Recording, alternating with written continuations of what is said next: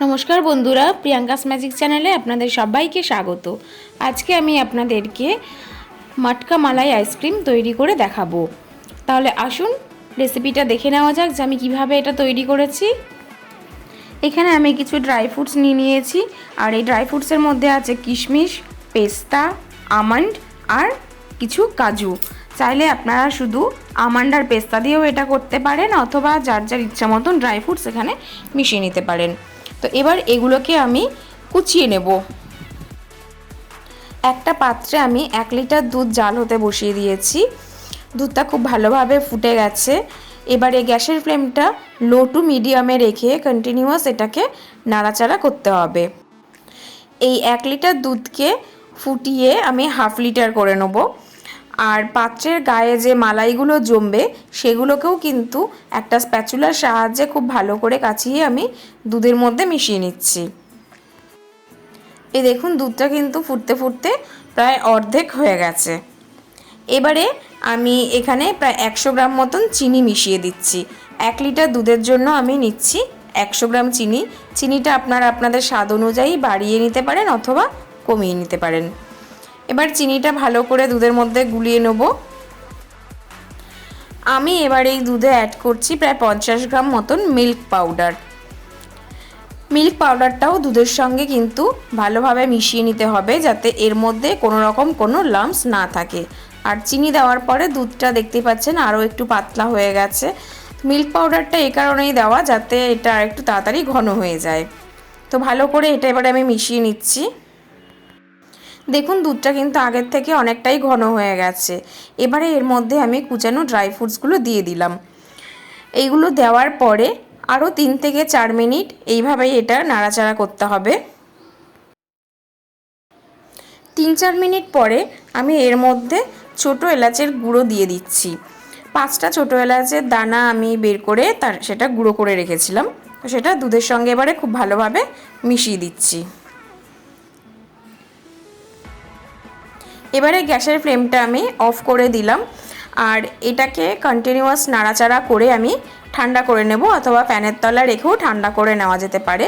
মানে এই দুধটা পুরোপুরি ঠান্ডা করে নিতে হবে।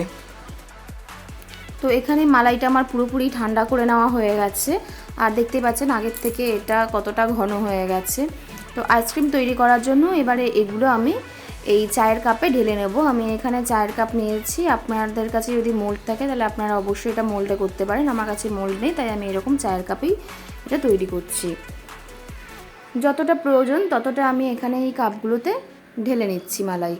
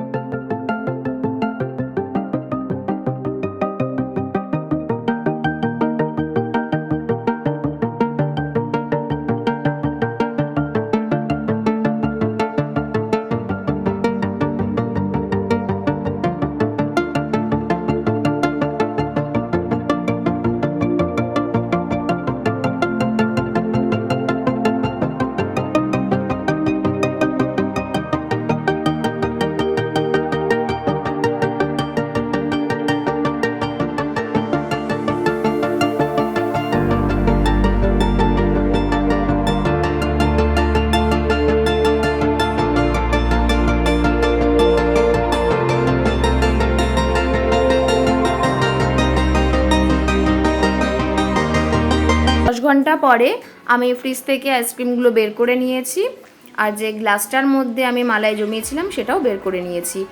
এবারে এই মালাই কুলফিটা আমি কাপ থেকে ডিমোল্ড করব। এখানে একটা বাটিতে আমি কিছু আইস নিয়েছি আর এর ওপরে একটা প্লেট রেখে দিচ্ছি। এই অ্যালুমিনিয়াম ফয়েলটা খুব হালকা করে টানলেই কিন্তু এটা বেরিয়ে আসবে। এবারে কাপটাকে হাতের সাহায্যে একটু ঘষে নিতে হবে। তারপরে কাঠিটা ধরে একটুখানি ঘুরিয়ে টানলেই দেখুন আইসক্রিমটা পুরোপুরি বেরিয়ে আসছে। এবারে এর ওপরে আমি কিছু পেস্তা কুচি দিয়ে দিচ্ছি আর একটু কেশর দিয়ে দিচ্ছি। গ্লাসের মধ্যে যে মালাইটা আমি জমিয়েছিলাম এর মধ্যেও একটু পেস্তা কুচি আর একটু কেশর আমি সাজিয়ে দিচ্ছি ওপর দিয়ে। কোনো পাত্রের মধ্যে যদি আপনারা এই মালাইটা জমান তাহলে সেক্ষেত্রে চামচ দিয়ে এইভাবে এটা খাওয়া যেতে পারে। তাহলে দেখলেন তো কত সহজেই তৈরি হয়ে গেল মালাই কুলফি। আপনারাও বাড়িতে অবশ্যই এইভাবে একবার ট্রাই করে দেখবেন, খেতে খুব ভালো লাগবে।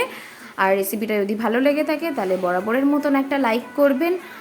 আর আমার চ্যানেলে নতুন বন্ধু হয়ে থাকলে চ্যানেলটিকে সাবস্ক্রাইব করে নেওয়ার একটা ছোট্ট অনুরোধ রইল। পাশে থাকা বেল আইকনটা অন করতেও কিন্তু ভুলবেন না।